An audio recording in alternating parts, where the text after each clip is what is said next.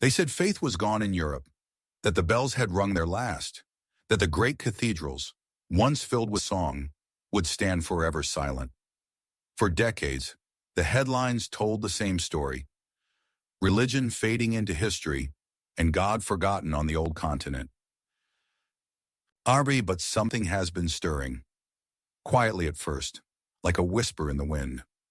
A movement no newspaper could predict, no analyst could explain. The pews are filling again, candles are being lit, and hearts are coming home. Across 10 nations, from the streets of Paris to the snowy fjords of Norway, from the green hills of Ireland to the tiny heart of Luxembourg, a revival is unfolding, not in theory, but in living, breathing souls. Today, we journey through 10 astonishing stories of Catholic renewal in Europe. Stories that defy the statistics and might just change the way you see faith in our time. If you found this video helpful, don't forget to leave a like and subscribe to support the channel. Number 1. France. Even France, one of Europe's most secular nations, Catholicism is undergoing a remarkable revival that few predicted. Adult baptisms have surged in recent years, especially during Easter. Nearly 50% of these new converts are between 18 and 25 years old. Young people raised in households where religion played no role. They are stepping into the church not because of inherited tradition, but because they have found something solid and life-changing in a culture that often offers nothing beyond temporary pleasures and shifting values. This movement is not only about first-time believers. Thousands of former Catholics, some absent for 20 or even 30 years, are returning with a renewed commitment to their faith. Many of them are seeking the sacrament of confirmation after decades away, approaching it with a maturity and intentionality they did not have before. Three main forces are fueling this transformation. First is the impact of digital evangelization. Catholic content creators, from YouTube preachers to Instagram catechists and podcast hosts, are reaching millions across France. Their messages combine the Church's ancient wisdom with relevance to modern struggles, cutting through the noise of mainstream culture. Second is a growing spiritual hunger. In a country where material comfort is common, more and more people are realizing that consumerism cannot satisfy the deeper needs of the soul. And third is the symbolic power of national milestones, most notably the reopening of Notre Dame Cathedral after the devastating 2019 fire. Its restored spire now rises over Paris as a living metaphor. What was once scorched and thought lost can be restored. One striking aspect of this revival is the demographic makeup of the new faithful. The majority are women, many of them university-educated professionals who were never part of the church before. They are drawn by Catholicism's intellectual depth, moral clarity, and sacramental beauty. These are not casual conversions. They are deliberate choices made after deep searching. What is happening in France is not a nostalgic echo of the past, but a forward-looking movement. It is reshaping the church through unexpected voices. Young adults, returning prodigals, and first-time seekers who are building their faith in the very heart of a society long thought immune to revival. The numbers are still modest compared to France's population of 68 million, but the trend is unmistakable. In a land once celebrated for its secularism, faith is quietly, steadily rising again. Number 2, Ireland. Once hailed as the spiritual lighthouse of Europe, Ireland's Catholic heartbeat dimmed almost to silence in a single generation. Churches that had once overflowed with worshipers became hollow echoes of themselves. The betrayal of trust through clerical abuse left scars that cut deep, and a swift tide of cultural change, from loosening moral norms to redefining the family, seemed to sweep away centuries of religious tradition. Vocations to the priesthood all but evaporated, and Sunday Mass became, for many, a distant memory. And yet, while the headlines proclaimed the decline, a quiet, unexpected renewal began to take root. One of the most powerful sparks came from beyond Ireland's shores. From the bustling streets of Lagos to the villages of Poland and the islands of the Philippines, Catholic families arrived on Irish soil, not just filling empty pews, but breathing new life into parishes that had teetered on the edge of closure. They brought music, color, and devotion, feast day processions that spilled joy into the streets, and a sense that faith was not a quaint tradition, but the living core of community. In Dublin, Cork, and Limerick, it is often these immigrant congregations that keep parish lights burning late into the night. Meanwhile, something unexpected is stirring among Ireland's own sons and daughters, many of whom grew up in what some call a spiritual vacuum. Tired of shallow political posturing and exhausted by a culture where meaning is hard to find, young people are seeking something ancient, something enduring. Across the country, small chapels glow with the flicker of Eucharistic adoration candles. Latin Mass communities draw students and young families hungry for beauty, order, and reverence. And faith-based groups offer more than social events. They offer formation, direction, and purpose. Even in Northern Ireland, where religion once fueled bitter division, a quiet shift is underway. The Catholic population has grown to outnumber Protestants for the first time, yet many of the younger generation are turning away from rivalry and toward reconciliation, opening new doors for the Church to lead with humility and peace. It is still a fragile rebirth, tender and easily wounded. But there is movement, the sound of voices returning to song, of footsteps entering churches once more. And whether through the joy of immigrant worship or the searching hearts of native-born youth, Ireland is finding that faith, though battered, is not beyond resurrection. Number 3, England. For nearly 5 centuries, England's relationship with the Catholic Church has been shadowed by a history of fracture and mistrust. The break with Rome under Henry VIII set off an age when priests risked the gallows for saying Mass. Catholic families practiced their faith in secret, and public life was firmly closed to those loyal to Rome. Even in the modern era, Catholicism carried a subtle stigma, its presence muted in one of Europe's most secular societies. And yet, in places no one thought to look, the embers are glowing again. One unexpected spark comes from the Church of England itself. Disillusioned by theological drift and moral uncertainty, both lay Anglicans and entire congregations have crossed the threshold into full communion with Rome. The Ordinariate of Our Lady of Walsingham, created to welcome them while preserving elements of their liturgical heritage, has brought a stream of clergy and parishioners whose devotion is anything but half-hearted. Their arrival carries a certain boldness, not merely joining the Catholic Church, but enriching it with the beauty of English hymnody and tradition. Immigration forms the other great pillar of renewal. In London, Birmingham, Manchester, and beyond, the sound of Polish hymns fills packed churches, while Nigerian and Filipino parishes weave vibrant processions and joyous music into the fabric of English streets. Communities from Lithuania and elsewhere bring the same determined faith, transforming once empty pews into hubs of worship and hospitality. These aren't quiet corners. They are lively, confident expressions of Catholic identity in the public square. Alongside this, a homegrown revival is quietly rising. Young English Catholics, many university-educated, many weary of a shallow, feel-good spirituality, are reclaiming the richness of their faith.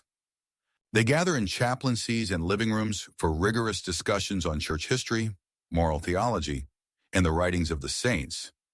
They seek the beauty of the Latin Mass, the stillness of Eucharistic adoration, and the challenge of a faith that demands both intellect and sacrifice. In dimly lit chapels, candlelight falls across bowed heads as prayers rise in the quiet. Beyond the parish walls, Catholic thought is reappearing in England's intellectual and cultural life. Influential writers, academics, and public voices, inspired by the likes of Cardinal Newman and G.K. Chesterton, are engaging the nation's debates on education, human dignity, and the moral foundations of society.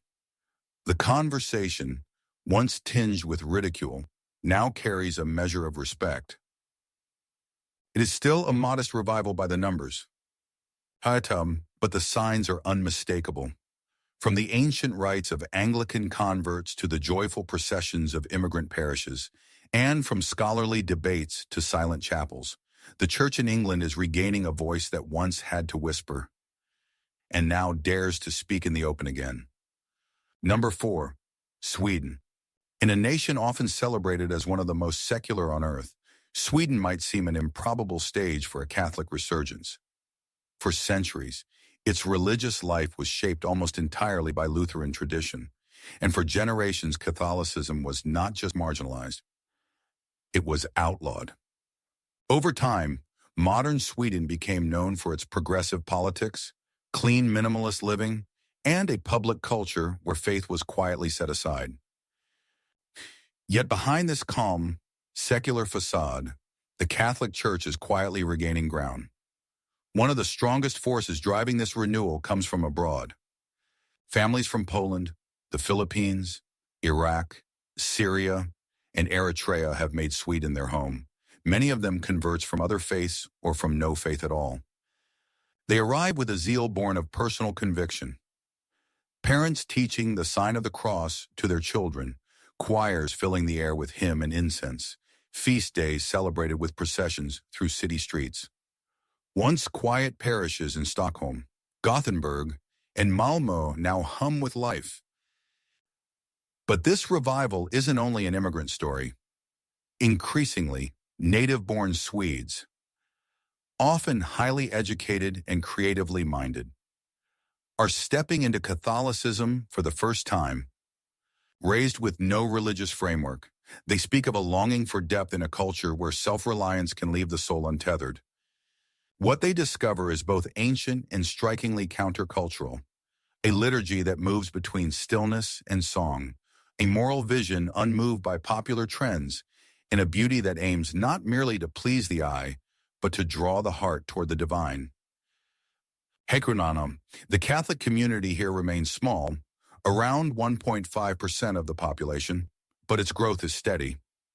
The Diocese of Stockholm now serves over 130,000 registered members, with many more uncounted. Adult baptisms are becoming more frequent, masses offered in multiple languages, and lay movements like the Neo-Catechumenal Way and Opus Dei are quietly building networks of faith and formation. Sweden's renewal is unfolding in small, deliberate steps. A baptism here, a chapel for Eucharistic adoration there, a family returning to Sunday Mass after years away. In a society where religion is often treated as irrelevant, each act of faith becomes its own quiet revolution. Number 5. Switzerland. Switzerland, a land of snow-capped peaks, precision, and quiet order, has long treated religion as something personal and discreet. Churches stood in postcard-perfect towns, but for many, their bells rang more for tradition than devotion. In some regions, Sunday Mass drew less than 1 in 10 worshipers, and aging congregations left pews half empty. Luckily, yet a quiet change is underway. Across Zurich, Geneva, and Basel, the stillness has been broken by voices and music in many tongues. Catholic families from Poland, the Philippines, Syria, Iraq, and Eritrea have made Switzerland their home, bringing with them a faith that is anything but hidden. Processions wind through cobblestone streets, candles glow during Eucharistic adoration, and parish bulletins list Mass times in half a dozen languages. These immigrant communities have breathed warmth and energy into parishes that once seemed destined to fade. The revival, however, is not just imported. More and more native-born Swiss, particularly young professionals, artists, and academics, are stepping into Catholicism with deliberate intent. In a culture that prizes independence but often leaves people untethered, they are seeking what the Church offers: a truth that holds steady, a beauty that does not fade, and a community rooted in something far beyond self-expression. Adult baptisms are quietly rising, especially in cities, and the faith they embrace is chosen, not inherited. Shri lay movements like Opus Dei, the Focolare movement, and the neo-catechumenal way are thriving, offering formation, small group fellowship, and mission work that speak to both immigrants and locals. Catholic thinkers are also beginning to re-enter Switzerland's public debates on education, ethics, and human dignity, offering a counterpoint to the nation's prevailing secular tone without descending into confrontation. Challenges remain. The Swiss priesthood is graying, with few new vocations from within, and many parishes rely on priests from abroad. Open displays of faith can still feel socially risky in certain circles. But perhaps this is part of the revival's strength. Every baptism, every restored parish, every young adult stepping forward is an intentional act, not a cultural reflex. In a country where change moves slowly, these steps are small but significant, carrying a weight far beyond numbers. Number 6. Norway. Norway. A land of sheer cliffs plunging into icy fjords, of quiet cities under long winter skies, is not a place most would expect to see a Catholic revival. For centuries, Lutheranism shaped the nation's religious life, and in recent decades, church-going of any kind fell to a fraction of the population. Catholics were barely more than a statistical footnote, their parishes small, scattered, and subdued. And yet, over the past 20 years, the church here has grown faster than almost anywhere in Northern Europe. The transformation began with immigration. Families from Poland, the Philippines, Eritrea, Syria, and Iraq arrived carrying a faith that was lived, not hidden. Today, as much as 2/3 of Norway's Catholics are immigrants or their children. In Oslo, Bergen, and Trondheim, Marian processions wind through the streets. Feast days bring outdoor gatherings alive with song, incense, and banners. And churches that once stood half-empty now swell with worshipers. But this revival is not solely the work of newcomers.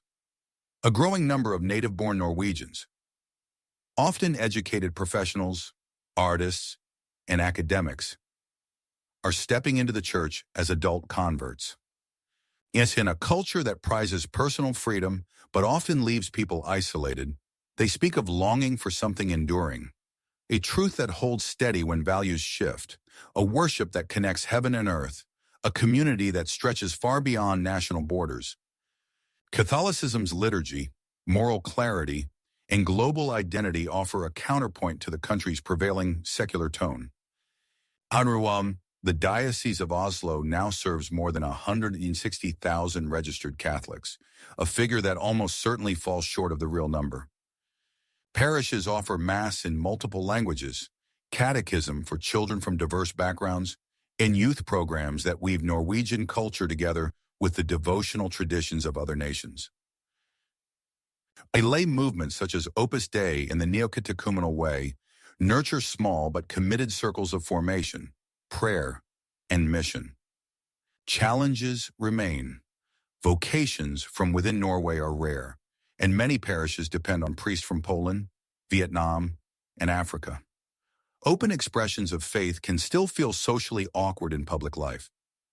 Yet this counter-cultural position gives the church a distinct voice, one that offers depth in a society focused on comfort, stability in a rapidly changing world, and hope in a time when meaning can seem elusive. Number 7. Kosovo.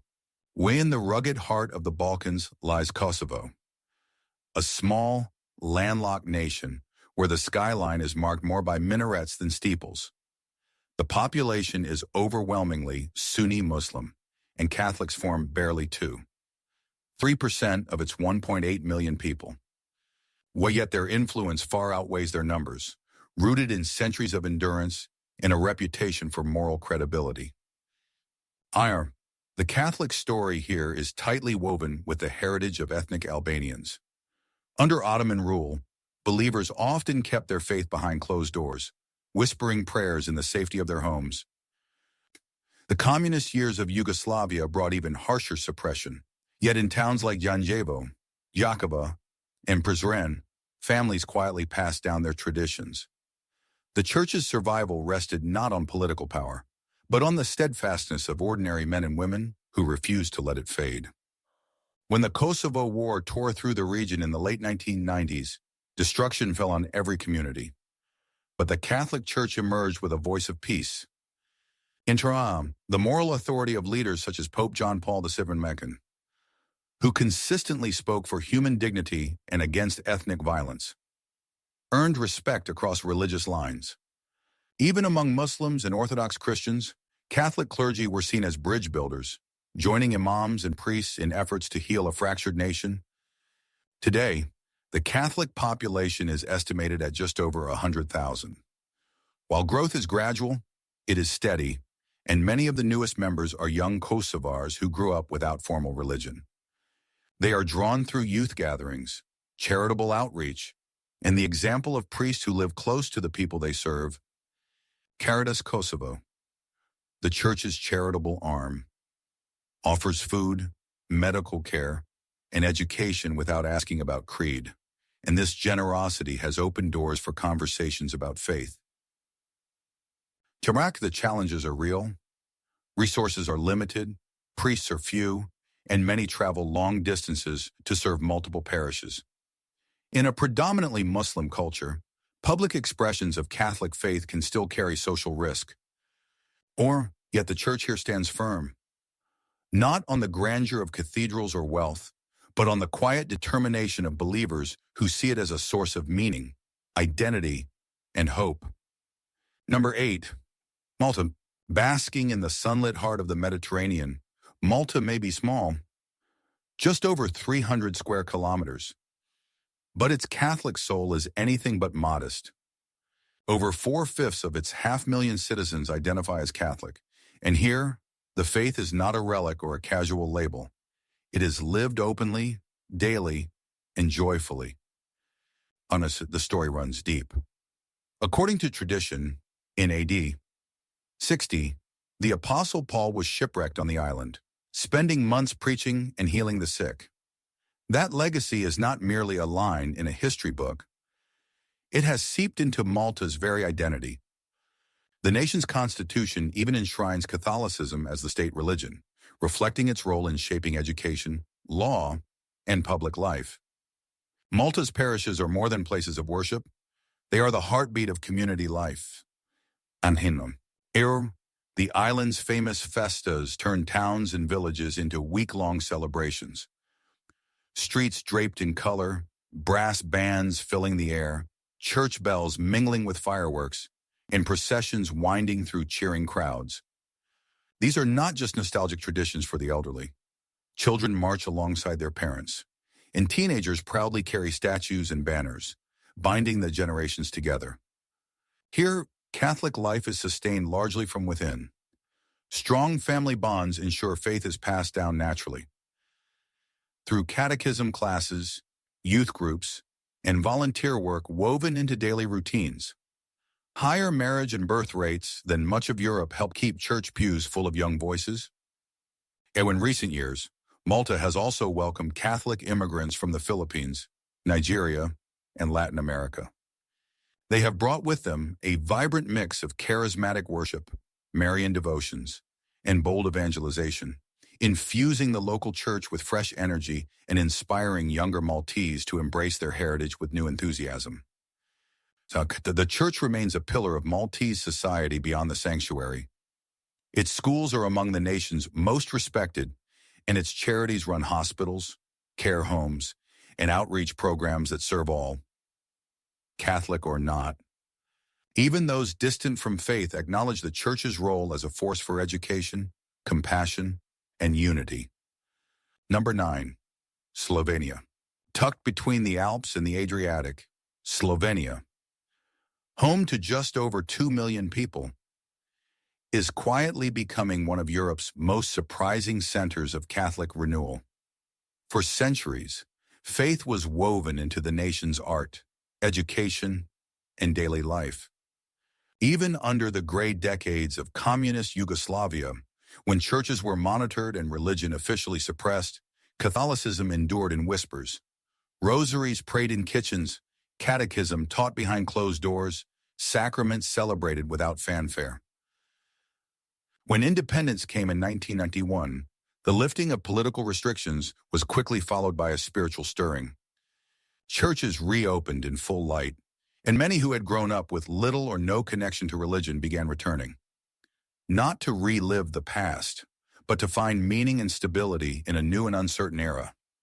Unlike much of Europe, Slovenia's revival has not leaned heavily on immigration. The faces filling the pews are mostly native Slovenians, some former skeptics, some agnostics, all arriving by choice. What makes this revival stand out is the involvement of the young, disenchanted with the hollow promises of consumerism and the instability of postmodern ideologies. They are seeking a moral compass and a spiritual home. They find it in the depth of the liturgy, the clarity of Catholic teaching, and the belonging that comes from being part of something ancient yet alive.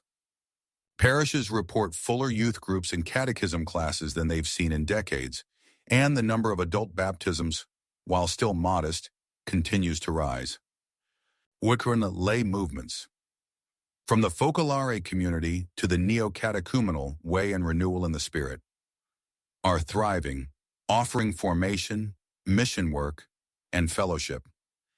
Catholic schools and kindergartens remain in high demand, while seminaries are shaping a new generation of priests who blend fidelity to tradition with readiness to meet modern challenges. Though Slovenia is officially secular, the Church maintains a respected role in public dialogue on marriage, family, and bioethics. Not by confrontation, but through moral credibility built over decades.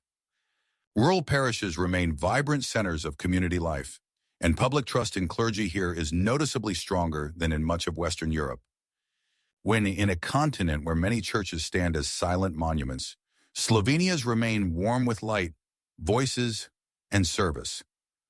A sign that here, faith is not fading into history, but quietly taking root for the future. Number 10. Luxembourg. Cradled between Belgium, France, and Germany, the Grand Duchy of Luxembourg is small in size. Less than 2,600 square kilometers, yet rich in both wealth and faith. Nearly 3/4 of its 660,000 residents identify as Catholic, making it one of Europe's most deeply Catholic nations and, remarkably, the fastest-growing Catholic population on the continent. Much of this growth flows from immigration. Nearly half the population was born abroad, with many arriving from Portugal, the Philippines, Italy, Poland, France, and nations across sub-Saharan Africa. They have brought with them not just their faith, but the full vibrancy of their traditions. Processions winding through city streets, feast days alive with music and color, and liturgies celebrated in a dozen tongues. In churches from the capital to quiet rural villages, Mass might be heard in Portuguese, Tagalog, or Polish, creating a mosaic of worship that is at once global and united. The Church in Luxembourg has met this change with deliberate outreach. Catechism is now taught in multiple languages, ensuring children from immigrant families grow up firmly rooted in the faith. Youth ministries offer retreats, pilgrimages, and service opportunities that connect tech-savvy teenagers to something timeless. Catholic schools remain among the country's most respected, and the Church's charitable work, from hospitals to social programs, keeps it visibly woven into the nation's life. Unlike in many European countries, Luxembourg's government still funds religious institutions, with Catholic organizations receiving the largest share. This partnership sustains a network of schools, healthcare centers, and community services that benefit people of all backgrounds. When Pope Francis visited in recent years, his presence served as both an honor and an affirmation. It signaled that what is unfolding in Luxembourg, a multicultural, confident, and growing church, carries significance well beyond its borders. Everyone, the visit left clergy and laity alike energized, with a renewed sense that this revival is not happenstance, but part of something larger. Prosperity brings its own challenges, In a nation where comfort is abundant and autonomy prized, a polished form of secularism can quietly dull spiritual hunger, especially among the young. Yet many are beginning to sense that wealth alone cannot satisfy the heart. For them, the church offers an anchor, a place where truth does not bend, and meaning runs deeper than the surface of success. Across these 10 nations, from the bustling streets of Paris to the quiet valleys of Slovenia, Catholicism is proving that faith in Europe is far from finished. It is alive. Sometimes in grand cathedrals filled once more with song, other times in humble chapels where a few gather to pray. What unites these stories is not their size, but their strength. Ordinary people choosing belief in a time that offers every reason to walk away. And perhaps that is the most powerful revival of all. A faith reborn, not from tradition alone, but from hearts set on fire. If you found this video helpful, don't forget to leave a like and subscribe to support the channel.